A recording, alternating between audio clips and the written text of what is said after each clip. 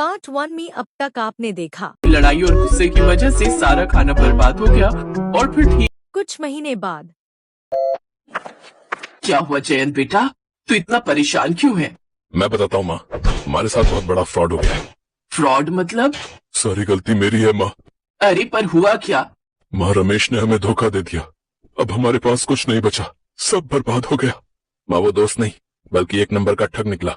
उसने भैया से बिल पर साइन करवाने के बहाने गलत पेपर्स पर साइन करवा लिए। हमारी फैक्ट्री अब उसके नाम हो गई है माँ। और क्योंकि फैक्ट्री लोन लेकर खड़ी की थी, इसलिए अब बैंक वाले हमारा एक घर भी हमसे छीन लेंगे।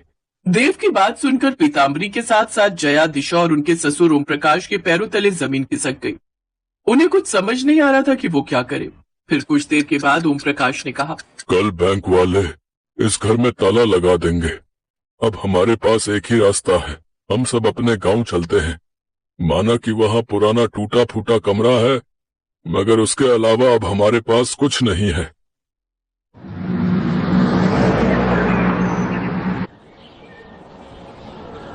याद है ना पीताम्बरी, कभी यही हमारा घर था। हाँ, और ऊपर वाले का खेल देखो। इतनी तरक्की देखने के बाद आज फिर इसी कमरे में आना पड़ा। सुनिए जी, ये क्या यही वो गांव वाला मकान है? हाँ जया, हमारा बचपन इसी मकान में गुजरा है। अरे पर इस मकान के बाकी कमरे कहाँ हैं? भाभी, हमारे पास यही एक कमरा था। पापा, मम्मी और हम दोनों भाई इसी एक कमरे में रहा करते थे। पर अब तो हम भी है ना, हम सब लोग कैसे रहेंगे इस एक कमरे में? दिशा, जैसा है जो है, अब से यही हमारा घर है। इसके अलावा हमारे पास अब कुछ नहीं। बुझे मन से दिशा और जया ने अपने उस एक कमरे की ससुराल में कदम रखा। उन्हें जिस बंगले में रहने की आदत थी वो तो अब उनके पास था नहीं, और जो था वहां रहना उन्हें रास नहीं आ रहा था। कमी सिर्फ जगह की ही नहीं बल्कि संसाधनों की भी थी। अब दोनों बहुएं चूल्हे पर रोटी बनाती और हाथों से कपड़े धोती। और फिर एक दिन, हे भगवान, बादल उमड़ रहे हैं, कहीं बारिश ना हो जाए। कोई बात नहीं माँ जी, अगर बारिश होने लगी तो हम सब अंदर चल लेंगे। अरे वो बात नहीं है दिशा, जब सालों पहले हमने ये कमरा छोड़ा था तब बारिश में ये कमरा थोड़ा थोड़ा टपकता था। पता नहीं इतने सालों बाद इसकी छत का क्या ही हुआ होगा। ऐसा मत कहिए माँ जी, अगर बारिश का पानी अंदर आने लगा तो फिर हम क्या करेंगे? क्यों? आपको तो बारिश में भीगने में मजा आता है ना? चुप हो जा वरना मुंह तोड़ दूंगी तेरा। मैं तुम दोनों के सामने हाथ जोड़ती हूँ।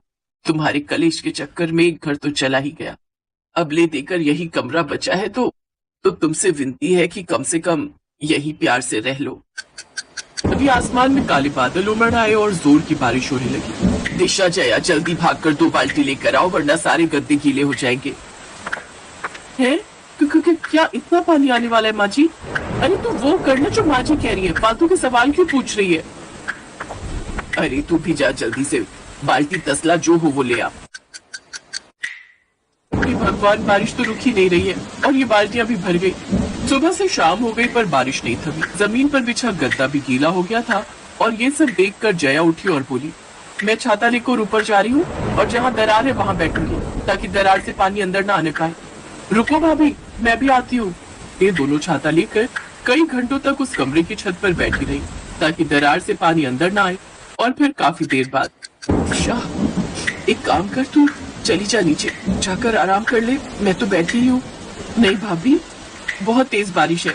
अब ऐसा करो, आप चली जाओ, मैं हूँ यहाँ। न तो दिशा वहाँ से गई और न ही जया।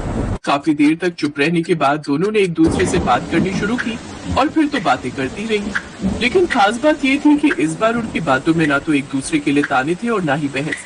ऐसे ही पूरी रात गुजर गई। अगला पार्ट देखने के लिए अभी सब्सक्राइब करें हमारे चैनल दुनिया कहानी की को। और अगर आपने अभी तक पार्ट 1 नहीं देखा है तो डिस्क्रिप्शन में लिंक है, वहां से देख सकते हैं। मिलते हैं अगला पार्ट में।